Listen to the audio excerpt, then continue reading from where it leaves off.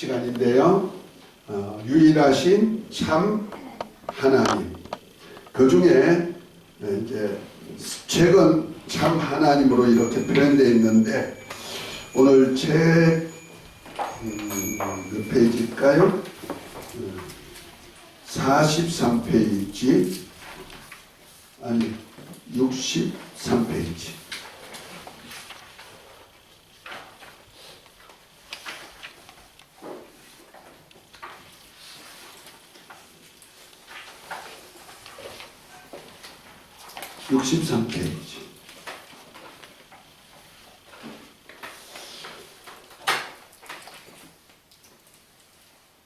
제가 처음에 좀 읽고 그 다음에 우리 안수 집사님도 좀 읽으시고 네. 뭐 그렇게 할 것입니다. 처음에 제가 첫 단락 읽을게요. 하나님은 성부, 성자, 성령 이렇게 삼위로 일체이십니다. 즉 하나님은 한 실체 안에 세 인격으로 존재하십니다. 성부 하나님은 본질 위로서 모든 것이 시작되기에 근원이십니다. 그리고 성자는 본체 위로서 하나님의 영광을 세상에 나타내 보이십니다. 또한 보혜사 성령은 본영 위로 하나님의 깊은 사정까지 통달하는 영으로서 예수님께서 사역하신 것을 세상으로 알게 하시고 여러 가지 은사와 권능으로 증거하시는 영이십니다. 다시 말해 자존하신 성부 하나님께서는 모든 것의 근원이 되시고 태초부터 함께 하시는 성자 예수님과 함께 만물을 창조하시고 세상에 독생자를 인자로 보내어 아버지의 뜻을 이루게 하시고 또 보혜사 성령을 보내어서 세상을 책망하시나 독생자 예수 그리스도께서 예비하신 뜻대로 하시는 사역의 권능으로 함께 하시고 이를 성도들을 통해 세상으로 알게 하십니다. 그 다음에 우리 안수 집사님 읽으십시다. 네. 다시 말해 성자나 성령은 아버지에게서 나오시지만 성부 하나님은 아무에게서도 나지 아니하신 자존자이시며 무엇으로부터 보내심을 받거나 만들어지지도 아니한 영원히 스스로 계신 유일하신 본질이시고 이 하나님께서 성자의 성육신을 통해 함께 하시면서 성부 하나님의 영광과 모든 것을 성령과 권능으로 나타내시고 알게 하셨습니다.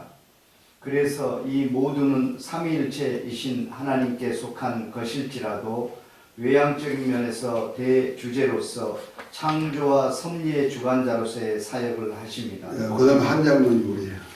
그런 의미에서 성부는 창시자로서 하나님의 모든 사역의 주체가 되시고 그가 보내신 성자를 통해 성부 하나님의 뜻을 함께 역사하여 이루시고 성령은 성자께서 이루실 아버지의 뜻을 믿는 자를 통해 완성하는 사역을 하신다고 볼 수 있습니다. 이런 면에서 우리 인간의 구원 역사를 보면 성부께서 창세전에 그의 뜻대로 하나님의 아들로 세워 계획하시고 성자께서 인자로 오셔서 구원의 중보자로 세워 죄를 대속하시고 택하신 아들들로 중생케 하시고 이를 성령을 통해 하나님의 영광을 세상에 나타내시고 적용하여 완성하시는 것을 볼 수 있습니다. 그래서 삼위일체신 하나님께서 우리를 구원하시되 성자께서 칭의신앙을 근거가 되는 공로로 이루시고 성령은 칭의의 조건이 되는 믿음을 일으키시고 이 믿음을 통해 성부께서 칭의를 선언하심으로 영생에 이르게 하시는 것입니다. 네. 그 다음에 이 목사님 그 밑에 짧은 단락 한번 읽으시죠. 네. 이 문제에 대해 요한복음. 요한복음에는 영생은 곧 유일하신 참 하나님과 그의 보내신 자 예수 그리스도를 아는 것입니다 라고 했습니다. 그러나 죄와 허물로 죽은 우리 인간은 하나님을 알 수 없고 영광을 볼 수도 없습니다. 그러나 하나님께서 성령을 통해 하나님 아들 예수님은 그리스도와 주가 되심을 알고 믿게 하신 것입니다. 그러므로 성부를 알려면 성자를 통해야 하고 성자를 알려면 성령으로 인하여 알게 하신 것입니다. 아멘, 아멘. 자, 유일하신 하나님 중에 특별히 오늘은 성부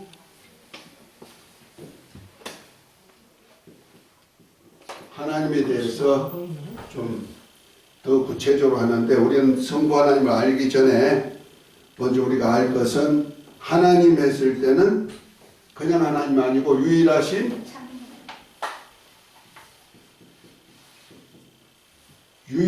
하나님이시다. 다시 말해서 하나님만이 이런 속성을 가지신 분이다 하는 겁니다. 앞편에 여러 가지 이제 하나님의 유일하심에 대해서 6가지로 제가 얘기한 중에 마지막에 하나님은 삼위일체로서 유일하십니다. 이렇게 표현했어요. 그래서 우리가 하나님하고 했을 때 성부, 성자, 성령 이렇게 각각의 위가 있다. 위를 갖다가 인격이라 그랬어요. 그 자리위자를 쓰거든. 한문으로는 자리위인데 자리위에다면 보좌가 되는 거죠. 하나님이 계시는 보좌. 그럼 보좌가 각각의 보좌, 성부위가 있고 성자위가 있고 성령위가 각각이 있다면은 그 하나님의 보좌가 몇 개예요? 셋.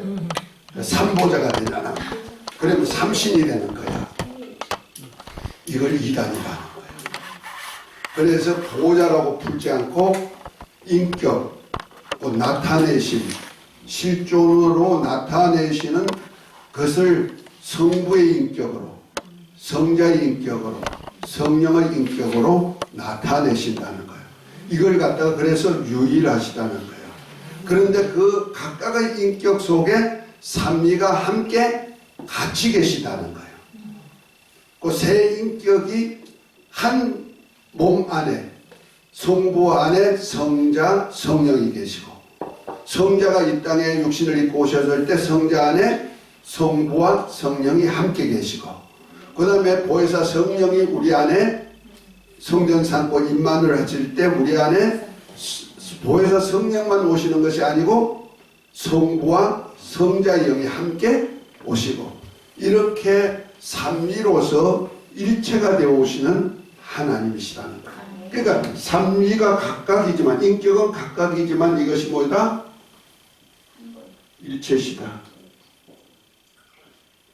이것이 유일하신 참 하나님이라는 거죠. 그러니까 우리가 인간의 인격으로 보면은 우리가 인격이 각각이잖아요. 개체의 인격이잖아요. 우리 인간도 아담 안에서 한 영으로 나오지만 우리가 탄생하면 다 개체의 영이 되는 거예요.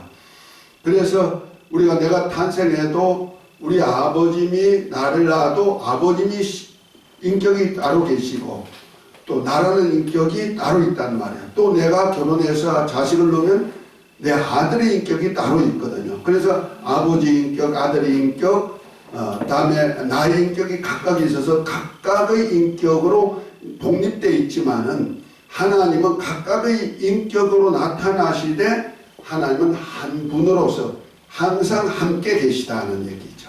그래서 우리가 하나님을 표현할 때 그래서 유일하신 참 하나님이다 이렇게 표현합니다. 그래서 아까도 책에서 나오듯이 요한복음 17장 3절에 영생은 유일하신 참 하나님과 그가 보내신 자 예수 그리스도를 아는 것이다 그랬어요.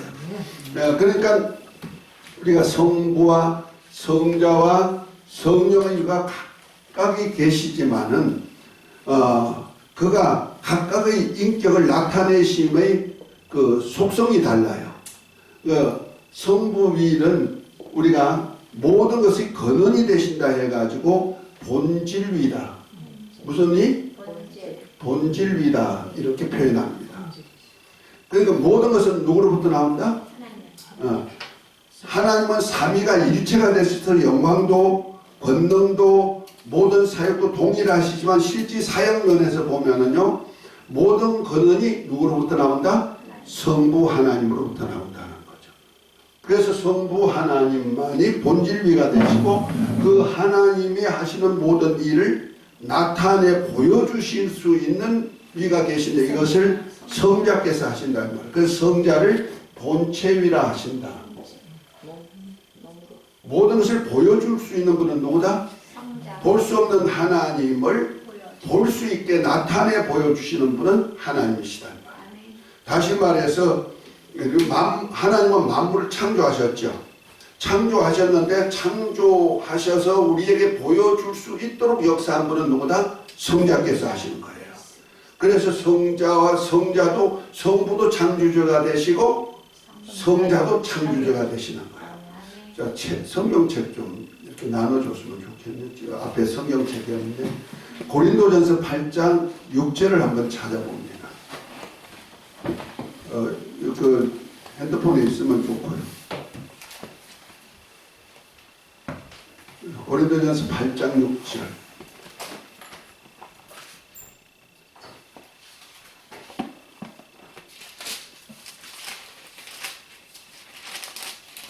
그러나 우리에게는 예. 한 하나님 곧 아버지. 자, 크게 읽으세요. 그러나 우리에게는 한 하나님 곧 아버지가 계시니 만물이 그에게서 났고 우리도 그를 위하여 있고 또한 한 주 예수 그리스도께서 계시니 만물이 그로 말미암고 우리도 그로 말미암아 있느니라. 아멘, 아멘. 그 여기 보니까 성부 하나님도 만물을 창조하신 창조주시고 또한 성자 예수님도 뭐가 되신다? 창조주가 되신다. 아멘. 왜냐하면 태초부터 하나님이 성부와 성자와 성령이 하나시기 때문에 그렇습니다. 일체시기 때문에. 그러나 그 성부 하나님은 영으로서 나타내시기 때문에 볼 수가 없다. 그 영이라는 뜻이 비물질, 무형상. 그리고 그러나 영원한 존재이지만은 우리가 볼 수가 없는데 볼 수 있도록 나타내 보여주신 분이 누구다? 성자다. 그래서 본래 하나님을 본 사람이 없는데 아버지의 품속에 계신 독생하신 하나님을 나타내 보여주신 분이 누구다? 예수 그리스도다. 그것이 요한복음 1장 18절이죠. 그러니까 볼 수 없는 하나님을 실제로 사람들이 물질 세계에 있는 우리가 볼 수 있게 나타내 주신 분이 바로 예수님입니다. 그래서 성자를 본체이라 그런단 말이에요. 하나님의 본체시지만은 그 모든 것을 하나님을 나타내 실제로 보여주신 분입니다. 그래서 볼 수 없는 하나님이 성자를 통해서 하나님 자신을 나타내 보였는데 그것을 인자로 오신 예수님을 표현하고 있단 말이에요. 그래서 예수님을 봄으로 누굴 본 것이 된다? 하나님을 본 것이 되는 겁니다. 그리고 그 예수님께서 또한 우리 물질 세계에 있는 우리가 볼 수 있도록 만물을 만드시죠. 태초에는 하나님 아버지와 말씀으로 함께 계셨다. 요한복음 1장 1절에 보면 그렇게 말씀하죠. 태초에 말씀이 계시니라 이 말씀이 하나님과 함께 계셨으니 이 말씀이 곧 하나님이다 그랬어요. 다시 말해서 말씀이신 하나님과 하나님이 함께 계셨다는 거죠. 그런데 말씀이신 하나님이 육신이 되어 아버지의 은혜와 진리로 육신이 되어 오신 분이 누구다? 하나님 아들 예수님이라는 말이에요. 그러니까 태초에 말씀으로 계신 그 하나님이 육신이 되어 와서 보니까 하나님의 아들 예수님이시고 그 예수님께서 태초에 뭐로 계셨다? 말씀으로 계셨고 말씀으로 계신 그분이 말씀으로 모든 세계를 창조하셨다. 요한복음 1장 3절에 얘기하고 있죠. 그 모든 세계가 그의 말씀으로 창조되었다. 그래서 하나님의 모든 세계를 만드실 때 무엇으로 창조했느냐? 가라사대. 창세기 1장부터 쭉 나오는 얘기가 하나님이 가라사대 하면서 가라사대로 만물이 창조됐다. 말씀으로 모든 세계가 창조되었다. 그래서 이것을 우리 믿음으로 말하죠. 그래서 히브리서 11장에 보면은 믿음은 바라는 것들이 증거요. 바라는 것들이 실상이요 보지 못하는 증거니 선진들이 이로써 증거를 얻었다 하면서 우리가 믿음으로 모든 세계가 하나님의 말씀으로 지어진 줄 믿나니 하고 말합니다. 이것이 바로 구약으로 말하면 여호와 하나님을 신앙하는 신앙이 있죠. 그래서 여호와라는 뜻이 스스로 계신 자, 곧 스스로 계신 하나님께서 모든 세계를 창조하셨다는 겁니다. 아멘. 그런데 그 하나님이 골로새서 1장 한번 골로새 1장 15절 한번 봅니다. 15, 16절을 봅니다.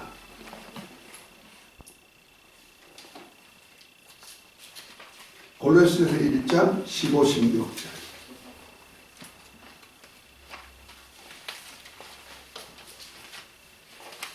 신약 성경입니다.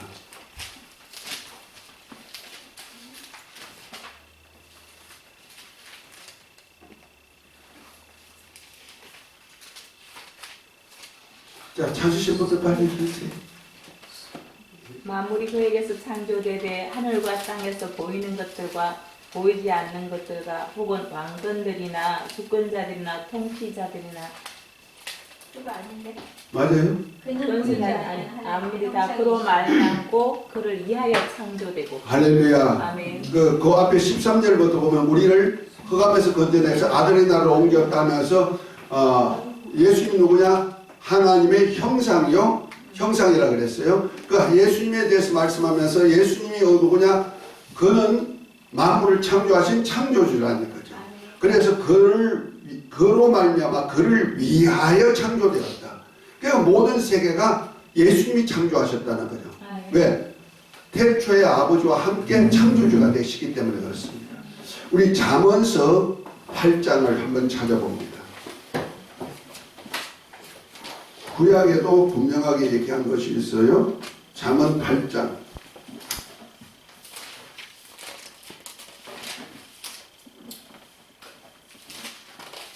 23절.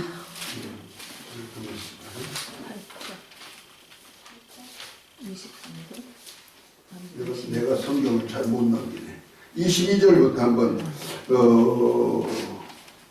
31절까지 한번 읽어봅니다. 누구 찾으셨어요? 여호와께서 그 조화의 시작 곧 태초에 일하시기 전에 나를 가지셨으며 만세 전부터 태초부터 땅이 생기기 전부터 내가 세움을 받았나니 아직 바다가 생기지 아니하였고 큰 샘들이 있기 전에 내가 이미 났으며 산이 세워지기 전에 언덕이 생기기 전에 내가 이미 났으니 하나님이 아직 땅도 들도 세상 진토에 그런도 짓지 아니하셨을 때에라. 그가 하늘을 지으시며 궁창을 해면에 두르실 때에 내가 거기 있었고 그가 위로 구름 하늘을 견고하게 하시며 바다의 샘들을 힘있게 하시며 바다의 한계를 정하여 물이 명령을 거스리지 못하게 하시며 또 땅의 기초를 정하실 때에 내가 그 곁에 있어서 창조자가 되어 날마다 그의 기뻐하신 바가 되었으며 항상 그 앞에서 즐거워하였으며 사람이 거처할 땅에서 즐거워하며 인자들을 기뻐하였느니라. 아멘, 아멘, 아멘. 여기 보니까 태초에 하나님이 만물을 만드실 때 내가 그 곁에 있었다. 나 또한 창조자가 되었다. 그러니까 땅의 기초가 있을 때, 땅의 근원이 있을 때, 다시 말해서 창세기 1장 1절, 태초에 하나님이 천지를 창조하시니라. 또 2절에 땅이 혼돈하고 공허하고 흑암이 깊으니까 하나님의 신이 수면에 운행하시니라 한 그때가 땅의 기초란 말이에요. 땅의 기초가 있을 때도 예수님이 그에게 있었다. 그러니까 예수님은 아버지 하나님과 함께, 성자는 아버지 하나님과 함께 뭐다? 창조주로서 태초부터 계신 분이고 태초부터 창조주가 되셔서 함께 하셨다는 거죠. 아멘. 그런데 실상은 볼 수 없는 하나님을 볼 수 있도록 물질계를 관리하시고 나타내 보여주신 분이 누구다? 예수님이다. 그래서 예수님을 하나님의 본체의 형상이라 이렇게 말합니다. 아멘. 그래서 빌립보 2장 6절부터 보면 이렇게 말씀하죠. 예수님이 누구냐? 근본 하나님의 본체시지만은 자기를 비워 종의 형상을 입고 사람같이 오셔서 죽기까지 순종하신 분이다. 아멘. 그러니까 하나님의 아들, 곧 태초에 말씀이신 하나님이 육신이 되어서 오신 분을 가장 뭐라 하냐면 인자라 그러는데 바로 사람으로 오신 분이라는 거죠. 그래서 자기가 원래 하나님의 본체시면 하나님이 자신의 형체시지만은 자기를 비워서 종의 형체, 사람의 모습으로 오신 분을 인자란다. 그래서 인자가 오셔서 우리를 구원하고 죄를 대속하고 우리를 하나님의 아들들이 되게 하는 역사를 펴가신다는 거죠. 그래서 우리가 그래서 성자를 갖다가 본체위라고 한다. 아멘. 다음에 성령은 누구냐? 성령은 본영이다.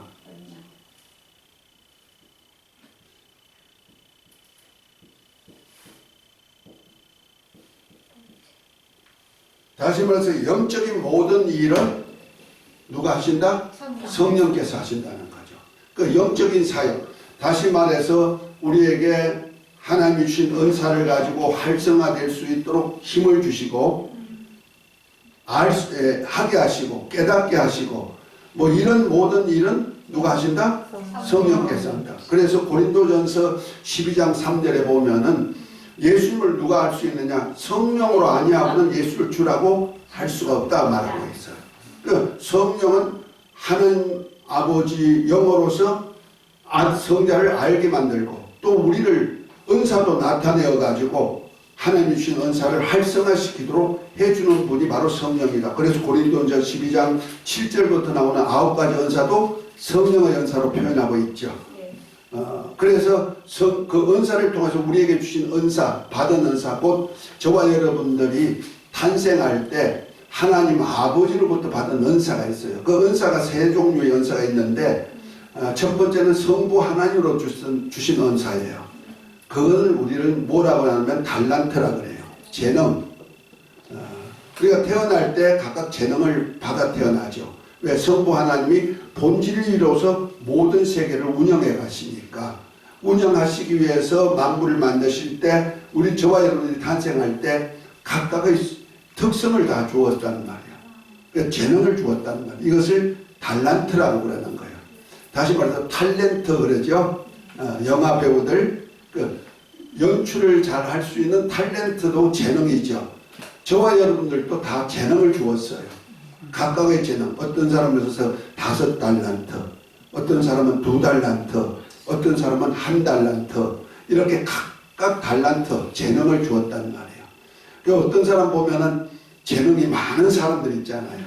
하나 알고 2개 알고 5가지, 6가지 막 아는 사람들이 있어. 이런 사람들은 참 어떤 때는 재능이 적게 받은 우리 같은 사람은 좀 부럽죠. 그 사람들은 하는 일마다 참 잘하고 이런 사람들이 참 많아요. 그런데 저 같은 사람들은 몇 가지를 못하거든요.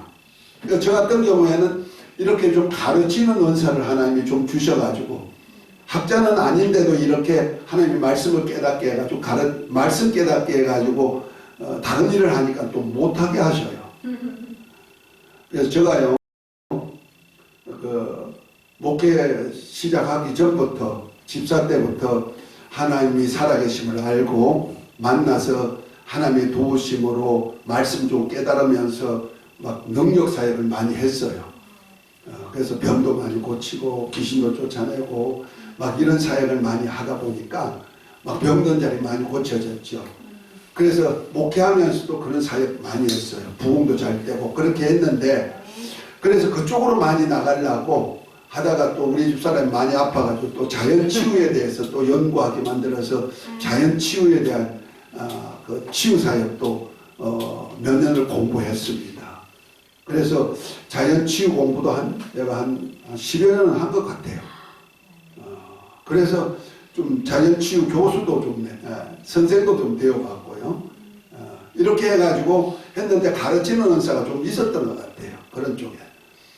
그래서 내가 치유센터를 하려고 했는데 하나님의 길을 막아버렸어. 그래서 돈만 없애버리고 벌써 한 10몇 년, 근 15, 6년 전에 한 4억을 날려버렸죠. 길을 딱 막아가지고 그리고 아주 빈털털이 만들어가지고 내가 포천으로 도망왔어요. 옛날에.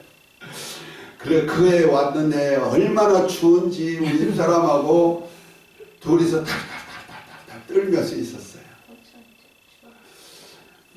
거기서 한 3년 있다가 하나님께서 그때서야 그때 이제 와가지고 어디를 보내냐면 신학교를 보낸 거예요. 신학교 교수로. 그 목사님이 처음에 세우실 때, 학장님이 세우실 때, 목사님 강의 좀 하실래요? 그래요. 난 자격이 없어요. 그랬어요. 그랬더니 목사님 글 쓴 거가 있잖아요. 나는 그때 우리 아이들을 위해서 글을 써놓은 거 있어요. 왜냐면 우리 아이들이 사춘기 때 내가 목회를 시작했거든. 사업 한참 잘 하다가 건축 사업을 막 성장할 때 목회하라고 해서 사업 그만두고 목회 들어왔으니까 아이들이 얼마나 힘들어. 더군다나 개척교회 하니까 사람도 없는 데다가 지하실 방에서부터 시작했으니 얼마나 힘들겠어요. 그리고 목회하면서 성도가 많아지면은 목사 아들, 목사 딸 하면서 목사 아들, 딸 또 목사와 같이 취급해요. 조금만 잘못하면 목사 아들이, 목사 딸이 이렇게 해가지고 그러니까 아이들이 스트레스를 얼마나 많이 받아. 하고 싶은 일을 하지도 못하고 뭐 머리가 뭐 어떠면 어떻다, 옷이 어떠면 어떻다 맨날 그 소리 들으니까 아이들도 스트레스 되잖아요. 그래서 사춘기 때 그렇게 했으니까 아버지로서 참 면목이 없는 거예요. 그리고 솔직한 얘기로 학원도 제대로 못 보내고 여유가 안 되니까.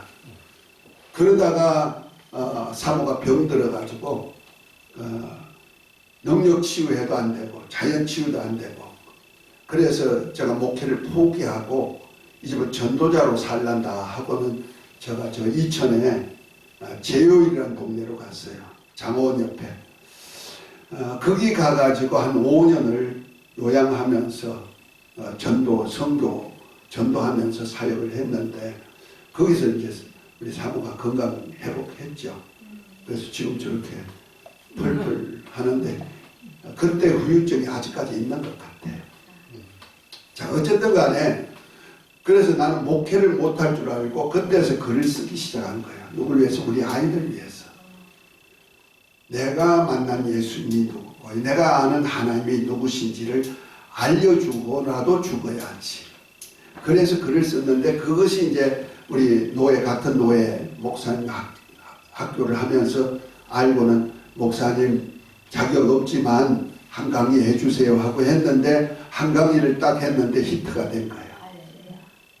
그때 많은 학생들이 너무 좋다고 끌고 와가지고 같이 듣자고 해가지고 신학생들이 많아지기 시작했고 그것이 다른 신학교 학장님들이 듣고는 한번 강의 듣고는 와가지고 우리 신학교 와서 강의해 주세요. 그렇게 하면서 신학교로 나를 끌고 가신 거예요. 그러니까 자격도 없는 사람을 끌고 갔어요. 그래서 뭐 되겠어요? 그런데 가는 데마다 내게 주신 그 비밀스러운 것들이 좀 있으니까 거기에 대해서 글을 쓰고 하다 보니까 그걸 얘기했는데 어떤 학장님이 보시고는 목사님 학위가 없죠. 학위 없죠. 그래서 나 자격이 없어요. 그랬더니 그럼 학위밖에 논문 하나만 써주세요. 그래요. 박사학위 논문을 그래서 논문 한 편 써주고 그래서 그 당신이 있는 대학교의 교수들한테 다 검증받고 그 고려대학교예요. 검증받고 그 다음에 학위를 가온값만 주고 그 안수하시는 분들 그 돈 좀 드릴 수 있도록 그래서 얼마 안 드리고 학위 받았어요.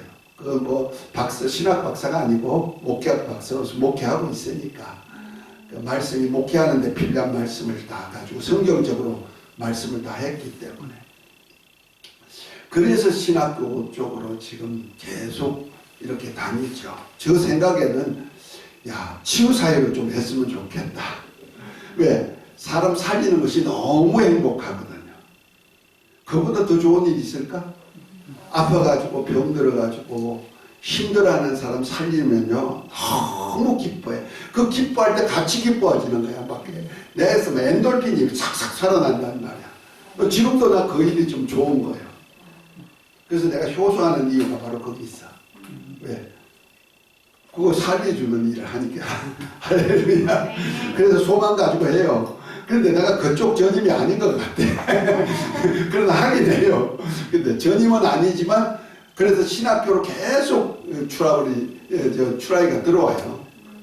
그래도 내가 시간을 못 맞추니까 안 하는데 이렇게 해가지고 은사가 각각 다르게 나타나는데 성부 하나님의 은사가 달란트예요. 이 달란트는 주님이 하시고자 하는 일을 위해서 주님이 창조하셨다는 거죠. 아멘? 그래서 이 달란트를 어떻게 활용하느냐에 따라 가지고 내가 내 영혼이 나중에 부활체를 입을 때 육체가 한 일에 대해서 육체에 있을 때 내가 신앙생활 한 일에 대해서 영원히 보상을 받는 거예요. 그래서 주인의 즐거움에 참여할지어다 그랬어요. 그 육체의 주인이 누구지 아세요? 내 육체의 주인이 누굴까요? 하나님. 하나님이 주인이시지만 실제는 내 육체의 주인은 내 영혼이에요. 이해가 됩니까?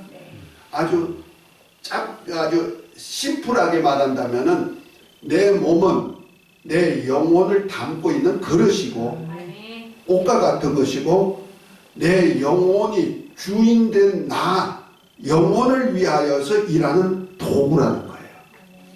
그래서 잠시 몇십 년을 사는 육체가 있을 때 내가 어떤 신앙생활을 했나에 따라서 내가 어떤 인격을 가지고 신앙생활을 했나에 따라서 내 영혼이 영생할 때 영혼이 부활체를 입을 때 내가 무덤 속에 들어갔을 때 그 육체가 있을 때 생활한 것에 대한 보상을 받게 된다는 말이에요.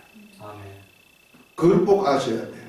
그래서 우리가 요한복음 5장 28, 29 한번 읽어보십시다.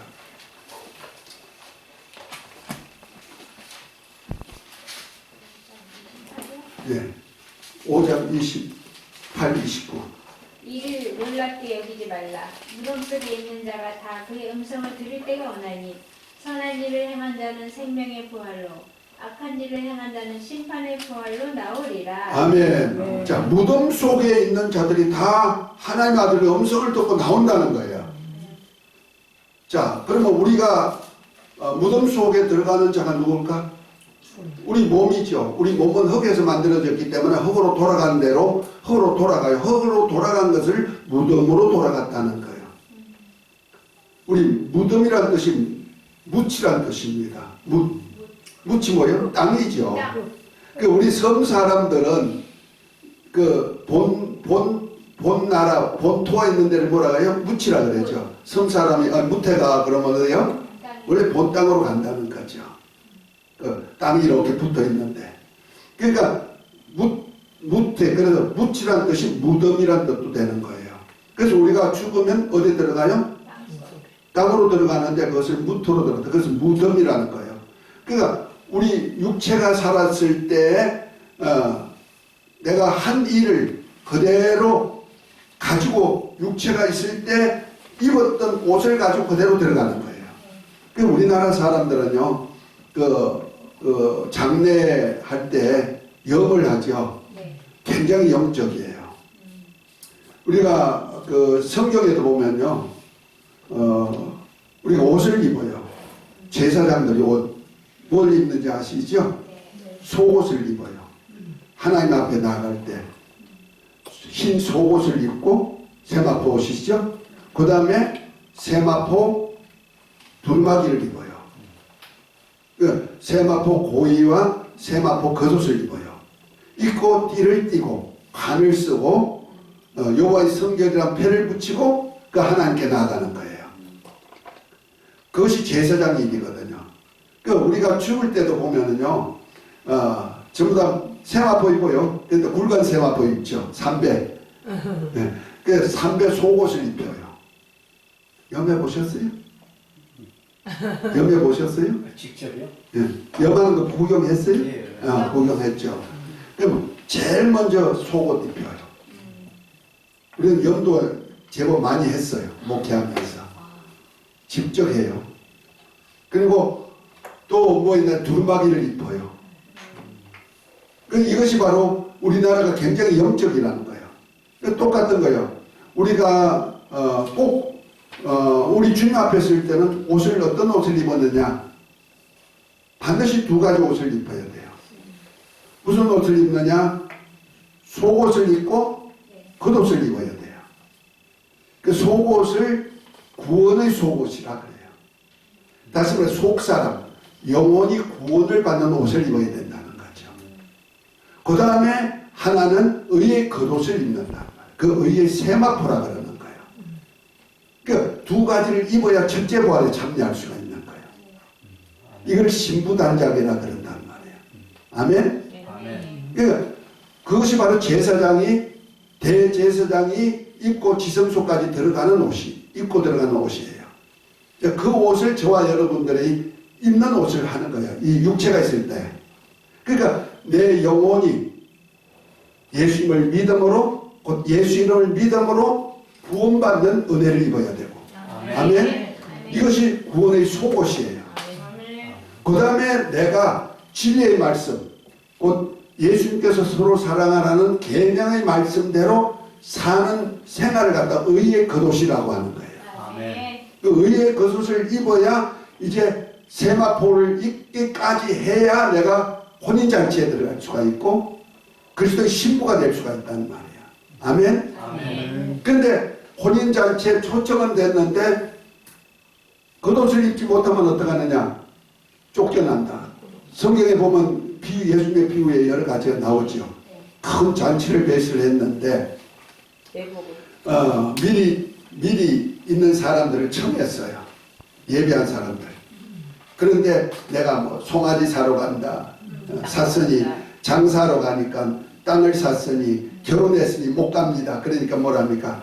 산으로 들러 다니면서 막 무조건 데리고 와라. 데려와 가득 채워가지고 다 왔습니다 하니까 뭐랍니까? 주인이 와가지고 딱 돌아보는데 한 사람이 세마포를 예복을 입지 않으니까 어떡합니까? 저를 왜 예복을 입지 않나 쫓아내버렸단 말이야. 똑같은 거야. 우리가 예수님을 믿기만 하면 안 돼. 믿었으면 뭘 입어야 돼? 의의 세마포, 성도의 옳은 행실이 있어야 된다는 말이야. 그런데 이 세마포에는 뭐가 있냐면요. 내가 육체에 살았을 때 흔적이에요. 흔적이 세마포예요. 이걸 무엇으로 보여주면 예수님을 통해서 보여준 거예요.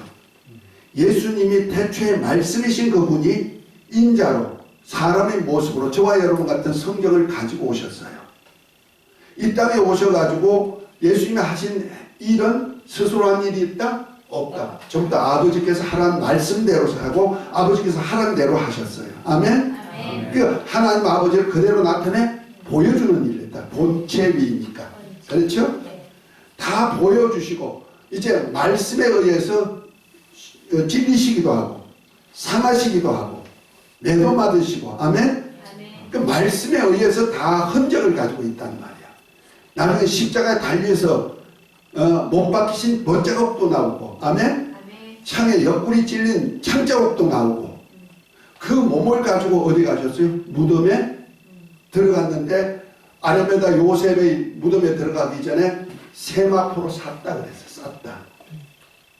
예수님이 당신이 입었던 옷은 다 군병들이 넣어놔 가져버렸고 벌거벗은 몸이지만은 말씀에 의해서 찔리시고 상하시고 육체로 오셔서 했던 흔적이 세마포에 다 남아있단 말이에요. 과시관을 썼던 것은 관 속에 남아있고 그렇죠?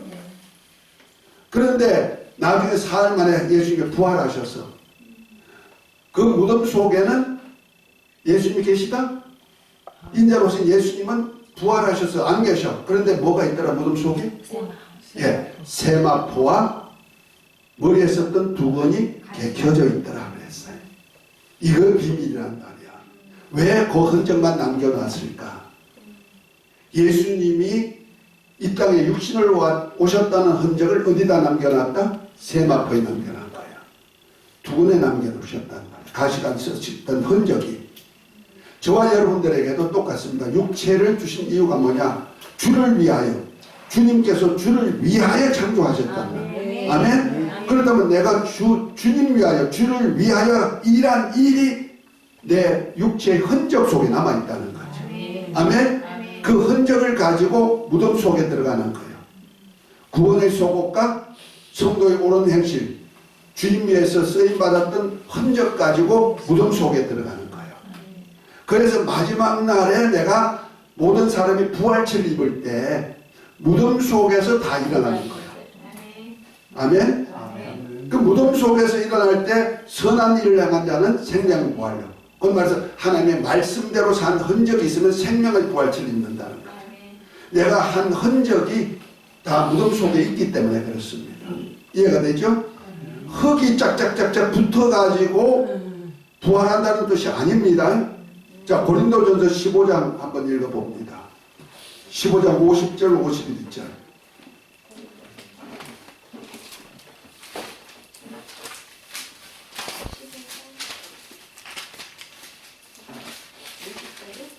(50절) 51절.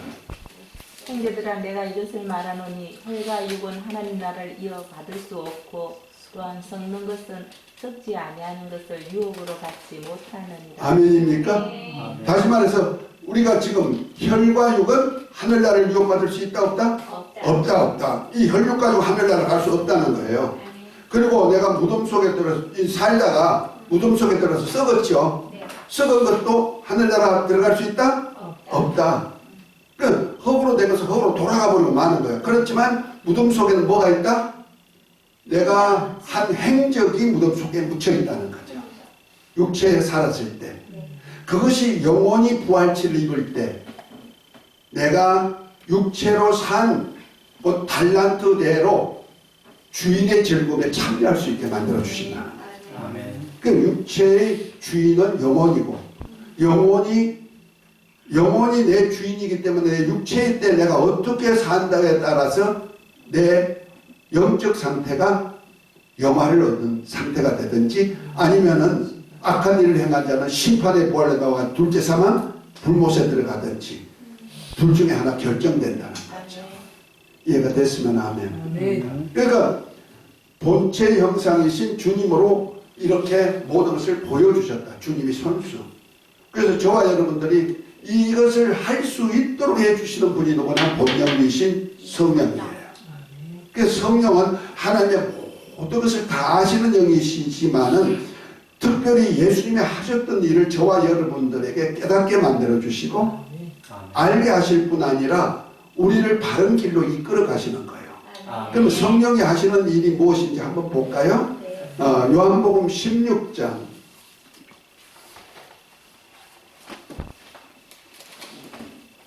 13절부터 한번 7절부터 한번 읽어봅니다. 7절부터 12절까지 먼저 읽습니다. 그러나 내가 너희에게 실상을 말하노니 내가 떠나가는 것이 너희에게 유익이라. 내가 떠나가지 아니하면 보혜사가 너희에게로 오시지 아니할 것이요 가면 내가 그를 너희에게로 보내리니 그가 와서 죄에 대하여 의에 대하여 심판에 대하여 세상을 책망하시리라. 죄에 대하여라 함은 그들이 나를 믿지 아니하며 의에 대하여라 함은 내가 아버지께로 가니 너희가 다시 나를 보지 못하며 심판에 대하여라 함은 이 세상 임금이 심판을 받았음이라. 내가 아직도 너희에게 이를 것이 많으나 지금은 너희가 감당하지 못하리라. 아멘 아멘. 자 여기서 보니까 예수님께서 하신 말씀이요. 내가 떠나가는 것이 너희에게 유익이다. 떠나가면 내가 아버지께 올라가서 아버지께 구하여서 보여서 성령 보내주실 텐데 성령이 오시면 첫째로 할 일이 뭐냐? 세상에 대해서는 책망하신다는 거예요. 여기 세상이라 하니까 불신자라고 생각하면 안 됩니다.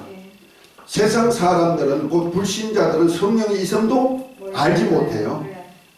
그런데 요한복음 14장 16절에 보면 뭡니까? 예수님께서 아버지께 가면 보혜사 보내주실 텐데 세상은 알지 못하고 받지 못하면 너희는 알리니 너희와 함께 있으리라 그랬죠. 그러니까 예수를 믿는 자들에게 성령이 오셨고 성령이 책망하는 소리를 들을 수 있다는 거죠. 그것이 바로 우리가 계시록 2장 3장에 보면 7교회가 나오는데 예수님께서 성령이 교회들에게 하신 말씀을 들을지라면서 책망하는 교회도 있고 칭찬하는 교회도 있고 약속한 것이 계시록 2장 3장 7교회가 나와. 따라합시다. 에서버두사빌라 에서버두사빌라 에서버두사빌라 첫째 자만 났어요. 에베소, 스마나, 버가모, 두아디라, 사데, 필라델비아, 라오디게아 7교회 성령이 교회들에게 하신 말씀을 들은 교회가 성령께서 말씀하시는 거예요. 똑같은 거예요. 성령께서 저와 여러분들 교회가 했을 때 이런 건물이 아니고 이렇게 모임을 교회라고 말하는 거예요. 예수 이름 모이는 곳. 이 교회 안에 모임 안에 주님이 오셔서 말씀하신다는 말이야. 나 자신도 또한 교회 이러니까 교회 지체니까 교회죠. 그 내게도 말씀하시는 거죠. 성령께서. 아멘. 그래서 깨닫기도 해주시는 거예요. 그리고 요한복음 14장 26절에 보면은 보혜사 내 이름으로 보내실 그가 오시면 내가 말한 말을 알게 깨닫게 하리라. 그렇게 말씀하고 있죠. 아멘. 그러니까 성령께서 오시면은 첫 번째로 하실 일이 내가 세상적일 때 그러니까 예수님을 믿는 사람이 세상적인 생활을 한다는 말이야. 안 하나요? 예수 믿으니까 하나님 아들로서 막 그냥 할렐루야 하면서 날마다 그 하나님 뜻대로 삽니까? 아니죠. 세상적일 때도 너무 많죠.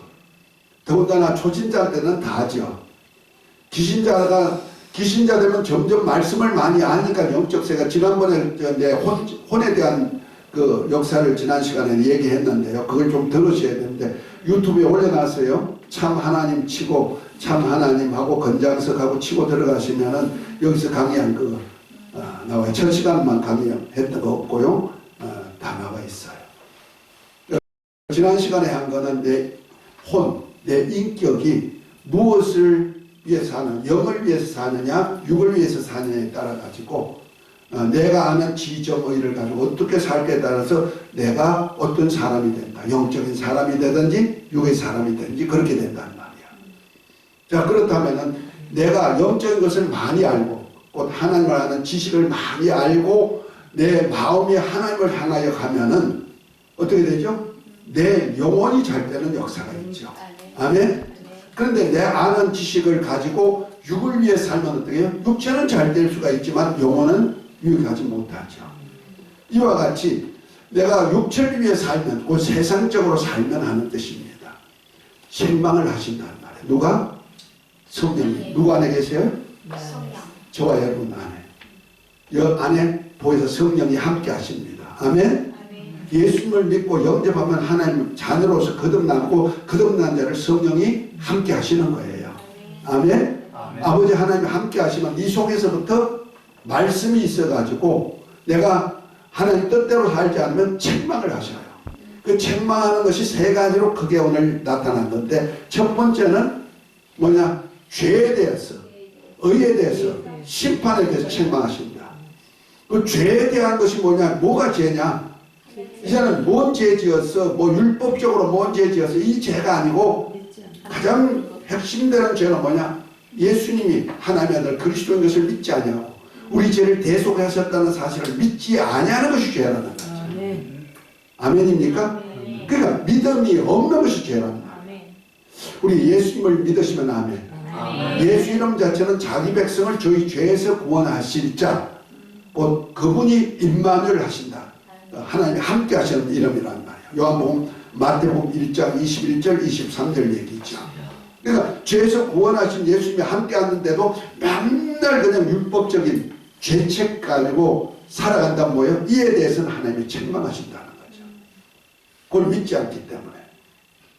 그래서 우리가 예수님을 믿지 아니한 데에 대해서 엄청난 책망을 많이 해요. 가만히 보십시다. 무엇을 더 많이 믿나요? 옆에 분하고 대화해 보세요. 누구를 가장 의지하나요? 믿는다는 얘기가 의지한다는 얘기예요. 돈을 의지하십니까? 돈이란 이름? 혹시라도 옆에 유명한 사람이 있어 그분 의지하십니까? 아니면은 남편, 아내 의지하십니까? 예, 의지하죠. 의지 안 해. 그러면 신뢰 없어. 믿대. 의지 안 해. 믿음의 수준이 다르죠. 제일 위에가 뭐예요? 하나님. 우리 예수 이름 믿고 살아야 돼요. 명예 믿지 말고 돈 믿지 말고. 할렐루야. 네. 그 다음에 두 번째는 뭐냐면은 의에 대하면 내가 아버지께로 가미를 했어요. 지금 예수님이 하나님 아버지께 가가지고 하나님 아버지 보좌 우편에서 우리와 저와 여러분의 죄를 위해서 간구해 주고 있어요. 내가 죄를 범할 때마다 주여 내가 죄인입니다 하면 아버지 앞에서 대언자가 되어가지고 내가 저 권장성의 죄를 사했습니다. 아무개 집사, 아무개 목사의 죄를 사했습니다. 지금도 대언자가 되어서 내 죄를 간구해 주시는 거예요. 아멘? 세상 모든 사람의 죄를 담당했기 때문에 모든 사람의 죄를 간과해주고 계시단 말이에요. 그래서 하나님으로부터 죄인으로 보지 않고 의롭다함을 보게 만들어주는 거예요. 아멘? 그래서 의에 대해서는 내가 하나님께 너가 그래서 죄 때문에 얘기합니다. 예수피 예수피 하면서 돌아다닐 거 없다 이 말이요. 그런 사람 좀 보셨나요? 맨날 그냥 죄책 받아가지고 죄인입니다. 죽을 죄입니다 하면서 저 어떤 때는요 교회 오셔가지고 대표 기도하시는 장로님들 죄송합니다. 여기도 장로님들 계십니다. 저쪽 동네 장로님들 보면요 하나님 아버지 죄인이 왔습니다. 맞아요. 처음에 오실 때는 죄인이 왔어요. 그러니까 예수님 안에 들어오면 죄를 대속하셨으니까 내가 죄인이 된 거 아니요. 믿기만 하면 하나님이 의롭다 인정해 주신단 말이야. 아멘? 그러니까 하나님의 의인이여 이런 얘기는 아니에요. 물론 내가 개인적으로 짓는 죄는 있지만 본질적인 죄는 예수님이 담당하셨고 아멘? 그를 믿기만 하면 하나님이 의롭다고 칭해 주신다는 거야. 아까 우리 처음 읽었죠? 아버지께서 우리를 구속하실 때도 예수님이 우리 죄를 담당하셨고 성령으로 우리가 예수님이 우리 죄를 담당하셨다는 것을 깨닫게 만들어줬고 깨닫고 믿는 자에게 그래서 성령이 믿음까지 주시면은 믿는 자에게 하나님 아버지께서 뭐라 의롭다 칭해 주신다는 거죠. 아멘? 그래서 의롭다 칭해 줬기 때문에 하나님 앞에 설 때 내 죄인이라고 쓰는 거 아닙니다. 당당하게 하나님의 아들입니다 하고 써야 돼. 할렐루야? 그러니까 저와 여러분들은 죄인으로 취급하지 않습니다. 예배는요 죄인이 하나님 앞에 설 수가 없습니다. 반드시 속죄 받아야만 하나님 앞에 나갈 수 있지 하나님 앞에 죄인이 나가면 소멸의 불이라 죽여요. 그 자리에서 죽여요. 죄는 하나님은 죄인은 수용해 주셨지만은 죄는 용서가 할 수가 없어요. 하다못하면 하나님의 아들도 다른 사람의 죄를 담당하는 순간에 아들까지 저주받게 만드시잖아요. 이해가 됐으면 아멘. 그래서 저와 여러분들은요 당당하게 예수님을 믿고 영접하면 하나님의 아들로서 하나님 앞에 나아갈 수 있는 권리를 가진 거예요. 그래서 히브리서 9장 10장에는 잘 표현하고 있는 거예요. 예수님이 이제부터 십자가에 달려 엘리 엘리 라마 사박다니 하실 때 성전 휘장이 찢어졌잖아요. 이것을 하늘문을 여셨다는 거예요. 그래서 예수님을 힘입어서 우리가 담대히 하나님께 나아갈 수 있는 길이 열려 있는 거예요. 할렐루야. 자격이 보여졌다는 말이야. 이거 의에 대해서 책망해 주신다. 셋째는 세상 임금이 벌써 심판받았는데 지금도 마귀에게 매여가지고 죽기를 무서워 종살이 하든지 아니면 마귀 편에 들어가지고 심판받은 마귀 편에 들어가지고 같이 동반 자살하려고 하고 있다는 거죠. 농계 아닙니까? 혹시 외장 하나를 그냥 물에 같이 들어가려고 농계가 껴안고 같이 수양하듯이 그렇게 안 합니까? 마귀가 멸망당한 거 알면서도 마귀 편에 서서 일하지 않습니까? 성경에는 그렇게 말하고 있는 사람들도 있어요. 나는 의롭게 살았는데도 마귀 편에 속해가지고 마귀와 그 사들을 위해서 영영한 불에 들어갈 왼편에 있는 염소도 있더라. 성경에는 분명히 얘기하고 있는 거예요. 그러니까 내 신앙을 잠깐 잘 점검해야 된다는 거죠. 정말 내가 믿음에 있는가? 내가 정말 유일하신 참 하나님 알고 그가 보내신 자 예수 그리스도를 진실로 알고 있는가? 아니면 영적 세계 속에서 내가 미호의 영이나 귀신의 소리를 듣지 않는가? 자신을 한번 돌아보시고 내 신앙 점검하시기를 예수 이름으로 축복합니다. 아멘. 그리고 난 다음에 우리를 책망할 때는 책망해줘요. 내가 세상적일 때는. 왜? 우리가 고아와 같이 버려주지 아니하고 우리를 정말 장성한 분량에 이르기를 원하시기 때문에. 아멘? 아멘. 고아는 아무리 나쁜 짓도 책망할 자가 있다 없다? 없다. 그러나 하나님은 우리 아버지가 되시기 때문에 우리를 내가 타락할 때는 책망이 반드시 들어온다는 말이야. 그래서 우리가 가장 먼저 들어오는 것이 내 마음이 뭔지 알아버려요. 왜? 말씀이 내 안에 계시기 때문에. 할렐루야. 그럴 때만 반드시 회개하셔야죠. 회개하는 순간에 하나님은 돌이키는 그 순간에 하나님은 축복을 역사해줘. 그리고 성령께서 하실 일이 뭐냐? 자, 아까 요한복음 16장을 읽었죠? 16장 12절까지 읽었는데 13절부터 15절까지 한번 읽어봅니다. 15절이요? 예. 13절부터.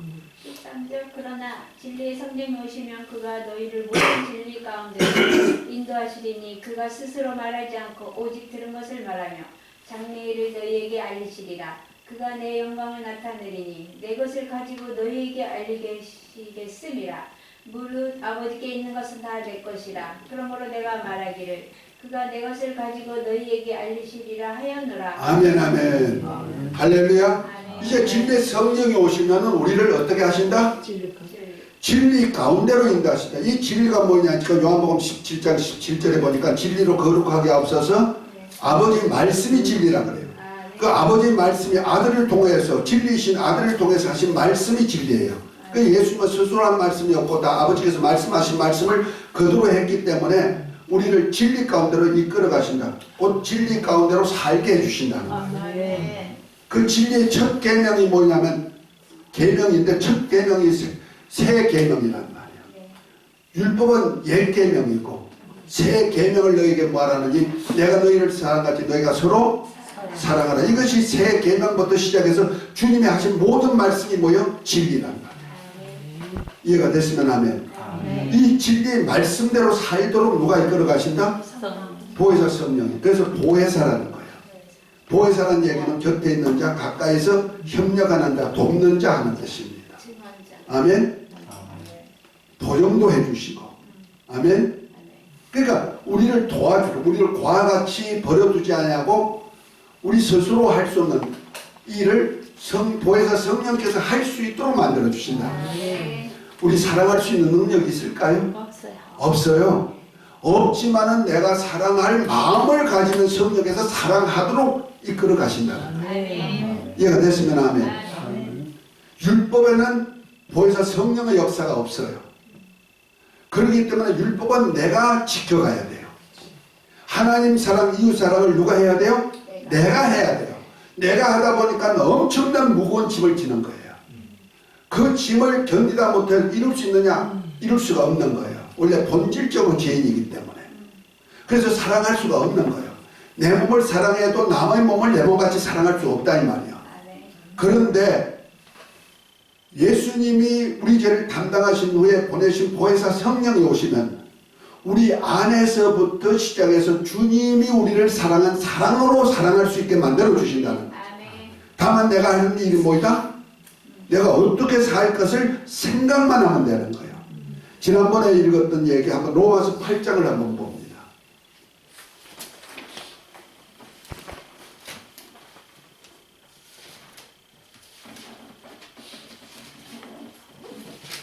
로마서 8장 5절부터 보면 이렇게 말합니다. 육신을 쫓는 자는 육신의 일을, 영을 쫓는 자는 영의 일을 생각하나니. 뭐 한다? 생각. 내가 어떤 것을 쫓을까? 영의 일을 쫓을까? 곧 하나님의 말씀을 쫓을까? 육신의 소리를 쫓을까? 로마서 8장 5절 찾으셨어요?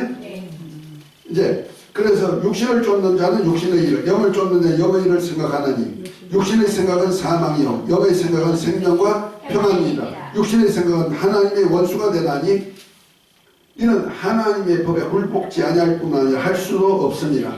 육신에 있는 자들은 하나님을 기쁘시게 할 수 없느니라. 만일 너희 속에 하나님의 영이 가시면, 이거 영이 성령도 되지만 말씀이에요. 하나님의 말씀이 가시면 너희가 육신에 있지 아니하고 영에 있나니. 이는 누구든지 그리스도의 영이 없으면 그리스도의 사람이에요. 그리스도의 영은 아들의 영이죠. 은혜와 진리의 영. 아멘. 은혜와 진리의 영이 있으면 하는 얘기입니다. 이것이 그리스도의 영이에요. 왜냐하면 예수님이 말씀이 육신으로 올 때 그 안에 아버지의 은혜와 진리가 충만하죠. 아멘. 그 은혜와 진리의 영, 그리스도의 영이 너희 안에 있으면 예수를 죽은 자 가운데서 살리시는 영이 너희 안에 거하시는 그의 영으로 말미암아 그리스도 예수를 죽은 자가 너희 안에 거하시는 그의 영으로 말미암아 너희 죽을 몸도 살리십니다. 아멘. 그러니까 내가 어떤 생각으로 살 것인가 누가 결정해요? 내가 결정하는 거야. 그래서 너희 앞에 복과 생명과 사망과 저주를 두었다. 너와 너 자손이 살기 위해서 생명을 택하고 그 말씀에 복종해라. 아멘. 신명기 30장 19절 20절에 말씀하시잖아요. 그래서 저와 여러분들 그래서 성령이 오시면 우리를 내가 하나님의 말씀대로 살아야지. 서로 사랑하라니까 사랑하고 살아야지. 주의 말씀대로 주의 나라와 의를 위해서 살라고 했으니 주의 나라와 의를 위해서 살아야지. 내가 생각하면 어떻게 한다? 보혜사 성령이 나를 도와주러 오셨단 말이야. 고와 같이 버릇지 않고 도와주러 오신 분이 그것이 바로 아버지의 영과 아들의 영이 성령과 함께 우리 안에서 하나님 아버지 일을 하도록 만들어 주시는 거지. 그 일을 누가 도와주신다? 성령이 도와주러 오신다는 거지. 할렐루야.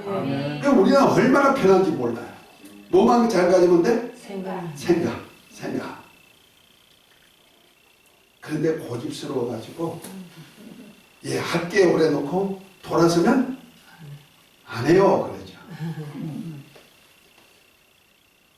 그런데 말씀을 듣고 안 해요 했다가도 해요 하면 복이 되는 거예요. 할렐루야. 예수님의 비유가 있어요. 거기 보면 아버지가 두 아들에게 이제 포도원에 가서 일 시킵니다. 맏아들에게 야 포도원에 가서 좀 일 좀 해라 그랬더니 이 포도원은 하나님의 나라예요. 예수님이 포도나무시고 아버지는 포도원 농부시고 그렇죠? 농장이죠? 농장주지요. 저와 여러분은 가지고 포도나무를 붙든 가지고 요한복음 15장 얘기를 그 포도원은 하나님 나라의 농장이에요. 그러니까 하나님의 나라에 가서 좀 일할래? 그랬더니 맏아들이 갔다 알았어요 해놓고 어떻게 해요? 안 갔다. 근데 둘째는 한테 가서 그럼 야야 둘째야 네 가서 좀 일하라. 싫어요 그랬어.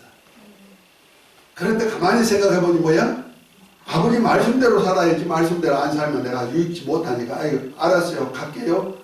가서 일했어. 그럼 누가 아버지 뜻대로 살았냐? 둘째. 그에게 복이 가는 거야. 우리가 금방 깨닫지 못하면 아예 이래다가도 깨달았으면 아이고 이 좋은 걸 내가 놓칠 수 없지. 그래서 우리가 받은 은사대로 일한 대로 하나님 축복해 줘요. 특별히 우리가 신앙생활 하다 보면요 가장 문제되는 것이 뭐냐면은 남과 비교한다는 거예요. 비교해가지고 어떤 사람은 막 일을 많이 하니까 너무 좋겠다. 왜? 여러 가지로 막 하는 것마다 잘 하거든. 교회에서도 뭐 이런 일 저런 일 막 하는 사람들이 있어요.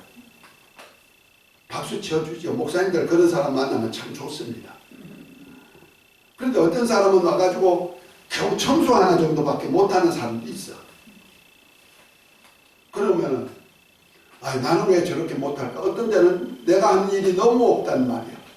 그럼 비교되죠. 아이고 저분은 천국에 아랫목에 갈 텐데 나는 대문에도 못 들어가겠구만.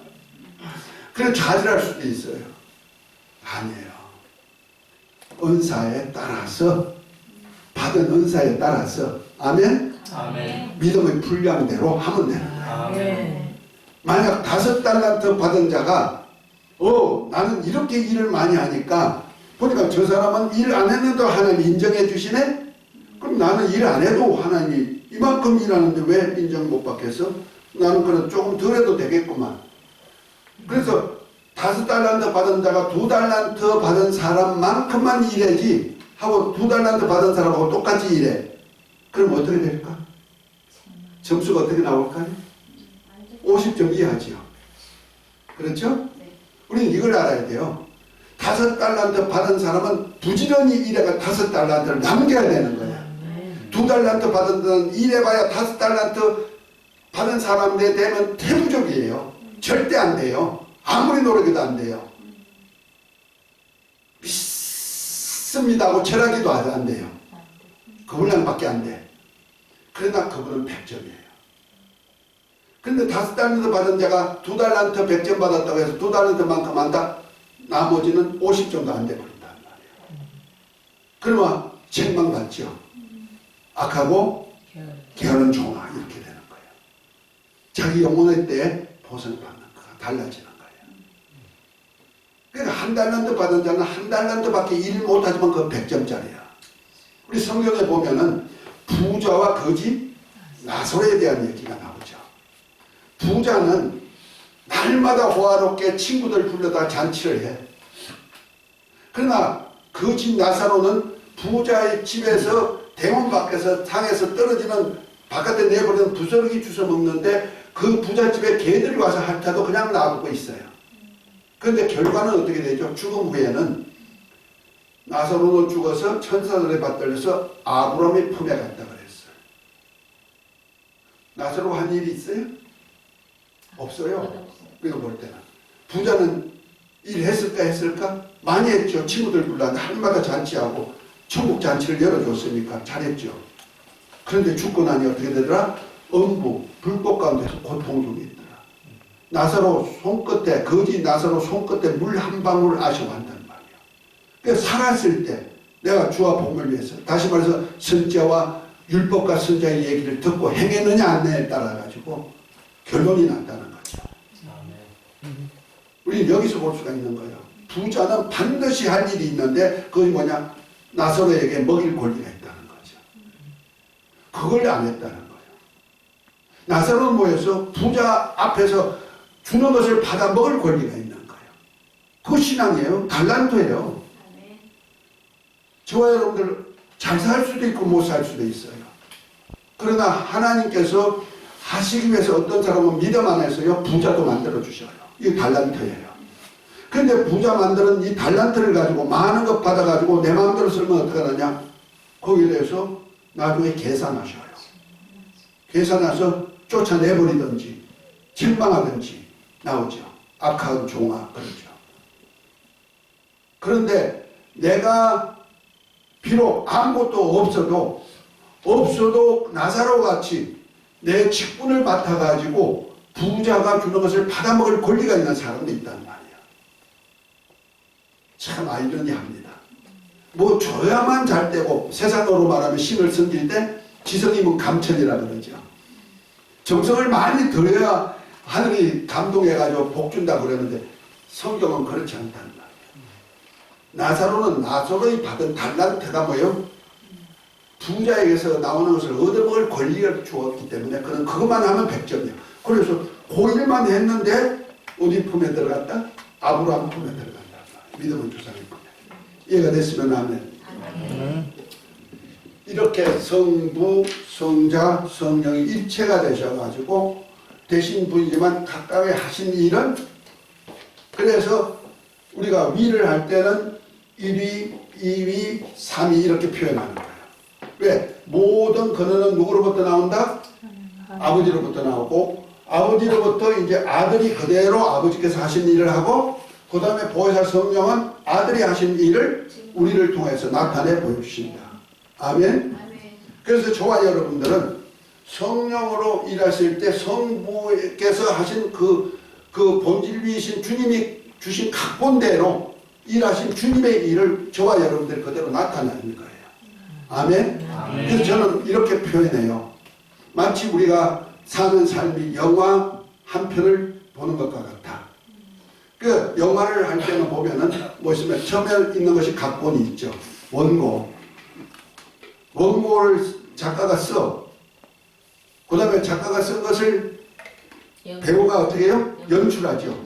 연출하는 것을 그 사진기사가 쫙 다 해가지고 편집해가지고 그 다음에 뭐예요? 영상에다 걸면은 스크린에 쫙 비춰서 그 원고가 쓴 대로 배우가 연출한 대로 하면은 그대로 나오죠. 똑같은 거예요. 지금 성부 하나님이 각본을 하셨단 말이에요.